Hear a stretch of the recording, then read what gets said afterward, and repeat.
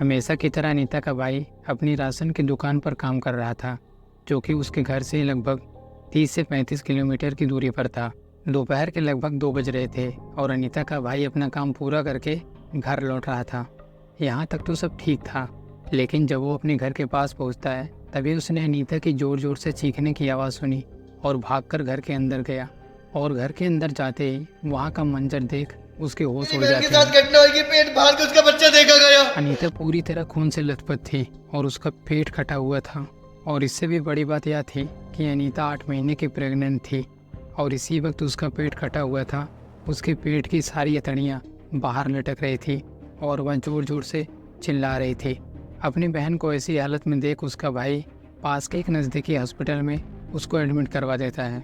After treatment के बाद अनीता की जान तो बच जाती है, लेकिन उसके पेट में पल रहे बच्चे की जान चली जाती है, जिससे अनीता को बहुत बड़ा झटका लगता है क्योंकि उसने अपने बच्चे को खोया है, जो कि 15 दिन बाद जन्म लेने वाला था। अब सवाल ये था कि इतना कुछ हुआ कैसे। इसको जानने के लिए हमें 3 साल पीछे जाना पड़ेगा। उत्तर प्रदेश के बदायूं जिले का सिविल लाइंस एरिया, 2018। अनीता अपने 38 साल के हस्बैंड पन्ना लाल के साथ इसी सिविल लाइंस एरिया में रहा करती थी एंड इनकी शादी को भी 22 साल बीत चुके थे और अनीता 5 बच्चों की मां बन चुकी थी। मगर इन 5 में से कोई भी बेटा नहीं था, सारी की सारी बेटियां थी। और इसी चीज़ को लेकर पन्ना लाल हमेशा अनीता को मारा पीटा करता था और कहता था कि तुमने मुझे एक बेटा पैदा करके क्यों नहीं दिया।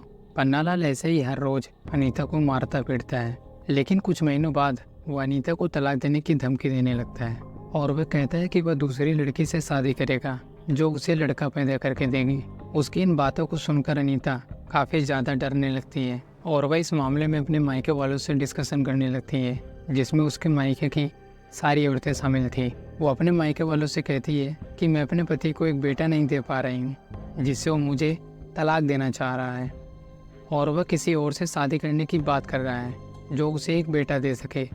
अब यहाँ पर अनीता के मायके वाले उसकी इन बातों को सुनकर उसे एक एडवाइस देते हैं कि वो दोबारा एक बच्चा प्लान करे, कि क्या पता इस बार बेटा पैदा हो जाए और वो इन परेशानियों से दूर हो जाए।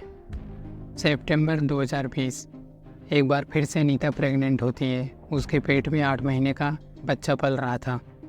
घर के सभी सदस्यों को बस यही आस थी कि इस बार बेटा पैदा होगा, लेकिन इस बात को लेकर कोई कंफर्म नहीं था।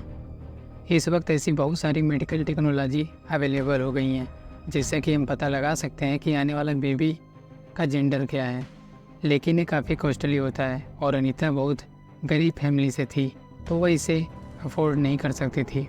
तो एक दिन होता क्या है कि पन्ना लाल शराब पीकर घर आता है और अनीता से कहता है कि अगर इस बार कोई लड़की पैदा हुई तो मैं उसे जान से मार दूंगा और उसके साथ साथ मैं तुम्हें भी जान से मार दूंगा।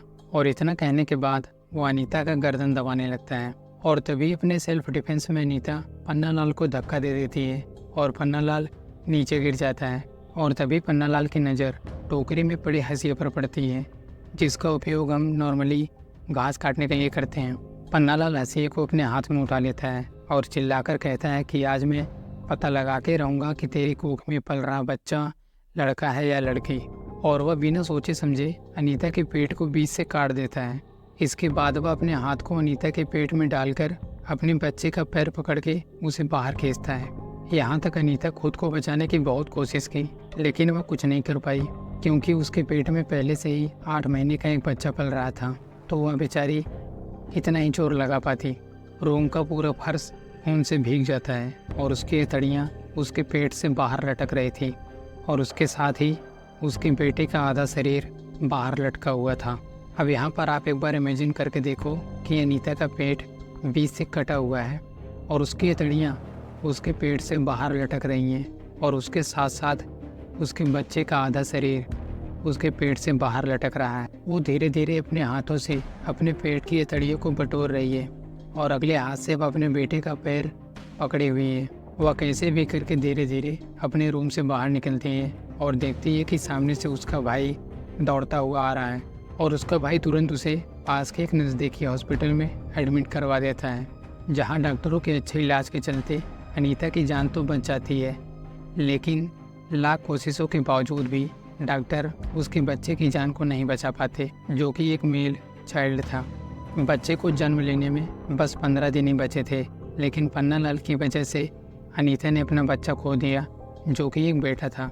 इससे अनीता और उसके परिवार वालों को बहुत बड़ा झटका लगता है और वह पन्नालाल के खिलाफ FIR दर्ज करवा देते हैं। 2 से 3 दिन के बाद ही पुलिस पन्नालाल को अपनी हिरासत में ले लेती है, क्योंकि उस दिन के बाद से ही पन्नालाल घर से भागा हुआ था। पर आप विश्वास नहीं करोगे कि पन्नालाल कोर्ट में जाकर अपने डिफेंस में कहता है कि हाँ, मुझे अनीता से एक लड़का चाहिए था, जिसके लिए मैं उसे डांटता था और कभी कभी मार दिया करता था। लेकिन इस बार जो कुछ भी हुआ है वो अनीता का और उसके भाई का प्लान है, ताकि वह मेरे घर की सारी ज़मीन को हथिया सके। मैंने अनीता से बस इतना ही बोला था कि तुम्हारे पेट में पल रहा बच्चा कैसा है, और इतना ही सुनने के बाद अनीता हसीए को अपने हाथ में उठाती है और अपने पेट को आधा काट देती है और अपने बच्चे का पैर निकालकर मुझे दिखाने लगती है और ज़ोर ज़ोर से चिल्लाना शुरू कर देती है। तभी मुझे लगता है कि सभी लोग मुझे मार डालेंगे और मैं वहाँ से भाग निकलता हूँ। कोर्ट में बैठा हुआ जज पन्नालाल की इन सभी बातों को बड़े ही आसानी से मान लेता है और उसे बेल मिल जाती है, जिसके बाद अब पन्नालाल आज़ाद था और वहीं दूसरी तरफ अनीता अपनी ससुराल जाकर रहने लगती है। लेकिन इतना कुछ होने के बाद भी पन्नालाल अनीता के घर जाया करता था और वहाँ जाकर वो अनीता को मारा करता था, और ऐसा करते करते लगभग 3 साल बीत जाते हैं और अनीता एक बार फिर से परेशान हो जाती है और वह दोबारा पन्नालाल पर केस कर देती है। और इसके बाद 24 मई 2024 को पन्नालाल गिल्टी पाया जाता है और इसे 50,000 रुपये और आजीवन कारावास की सज़ा सुनाई जाती है। यानी कि 3 साल बाद जाकर अनीता को इंसाफ मिलता है। इस फैसले से अनीता खुश है कि उसका पति अब जिंदगी भर जेल में रहेगा। लेकिन अनीता ने भी हार नहीं मानी। उसने अपने घर पर ही एक ग्रोसरी शॉप ओपन की और अपनी बच्चियों का पालन पोषण वह उसी से ही करती है। और इसी से आज की डॉक्यूमेंट्री समाप्त होती है। उम्मीद है कि आपको पसंद आई होगी। मिलते हैं फिर एक नई डॉक्यूमेंट्री के साथ, तब तक के लिए हंसते रहिए।